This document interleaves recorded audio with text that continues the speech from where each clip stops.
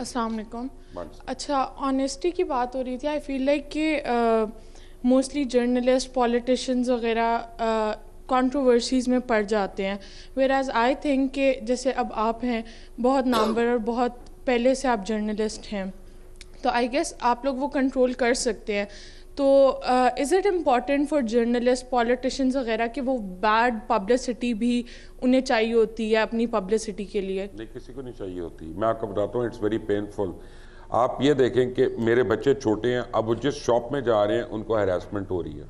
मेरी बीवी कहीं जा रही है, उसको कोई ना कोई अपना जो है कैट कॉल हो रही है। Do you think it is good? और सबसे बड़ी बात है, 3 महीने मेरी कॉन्स्टेंट प्रोसिक्यूशन हुई। किसी टेलीविजन चैनल ने और किसी कॉलमिस्ट ने मेरे से नहीं कॉल करके पूछा कि असल स्टोरी क्या। लेकिन जस्टिस खोसा ने पूरे बेंच ने कहा कि ये केस गलत है, लेकिन वो किसी चैनल ने रिपोर्ट नहीं किया।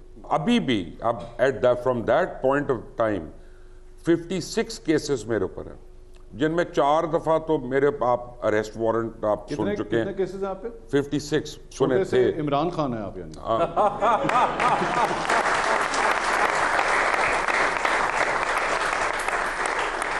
देखें, और एक एक करके अब मेरे ऊपर 9 रहे, और 9 किस तरह रहे आई हैव टू एक्नॉलेज। उसकी डिटेल मैं बाद में बताऊंगा। यानी आप मियां साहब बनते जा रहे हैं।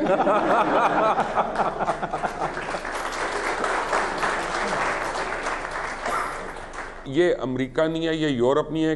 यहाँ पे अगर जेफ बेजोस होता अभी तक नैब की हिरासत में होता। यहाँ पे अगर मार्क जकरबर्ग होता ना, उसको एंटी करप्शन ने पकड़ा होता। मेरा एक अब स्टाइल मशहूर हो गया कि angry man, angry show, whatever.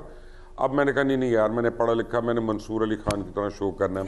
मैंने कहा अच्छा जी आप बताएं जी, ये आपने कब से आई इधर? सारे लिफाफा ले लिया, पैसे मिल गए नहीं। आपने एक्सेप्ट ही नहीं करना जब तक उसको ब्लेड नहीं मार रहा। नहीं, मजा ही नहीं आया।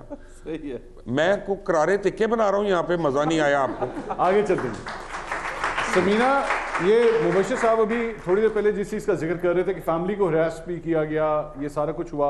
आप एक खातून हैं, बिकॉज हमारी क्राउड में जो है बहुत सी खवातीन भी ऐसी बैठी हुई हैं जिनका मीडिया से ताल्लुक़ है और कल को ये उस फील्ड में भी आएंगी। बीइंग अ फीमेल, जब आप अपने पॉलिटिकल नज़रियात या journalistic point of view share करती हैं, हरासमेंट का, ट्रोलिंग का बतौर खातून किस तरह सामना करती हैं आप?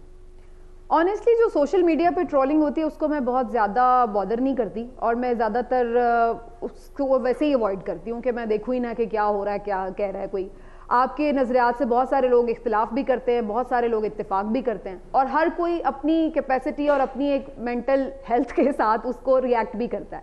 तो इसलिए उसको तो मैं बहुत ज़्यादा बॉदर नहीं करती। लेकिन जो एक और एलिमेंट है इस वक्त कि क्या हरासमेंट या फिर कोई इस तरह की कोई फेक न्यूज़ की वजह से जाहिर है कि फैमिली परेशान होती है। अभी पिछले दिनों ही एक बड़ी खबर ये मशहूर हो गई थी कि मैं अरेस्ट हो गई हूँ और मुझे कोई पकड़ के ले गया है, अगवा हो गई हूँ बाकायदा। तो उसके बाद फिर मुझे कितनी ही कॉल्स आई और फिर इतने मैसेजेस, और फिर जो मेरी फैमिली परेशान हुई उसने ज़ाहिर अलग से सफ़र किया। तो ये सब चीज़ें तो हैं, लेकिन अब फिर अगेन वही बात है मंसूर के, जब आप एक फील्ड चूज करते हैं तो फिर आपको पता होता है कि उसके प्रोज एंड कॉन्स क्या हैं, फिर आप उसको थोड़ा बहुत अपने आप को मेंटली प्रिपेयर करके चलते हैं। के साथ जो हुआ, जो मेयर बुखारी के साथ हुआ, जो आसमा शराजी के साथ हुआ, वो दुनिया के किसी माशरे में नहीं होना चाहिए। हो सकता है, बिल्कुल नहीं होना चाहिए। ये मैं नहीं कह रही कि होना चाहिए या इसको, लेकिन मैं वैसे ये बता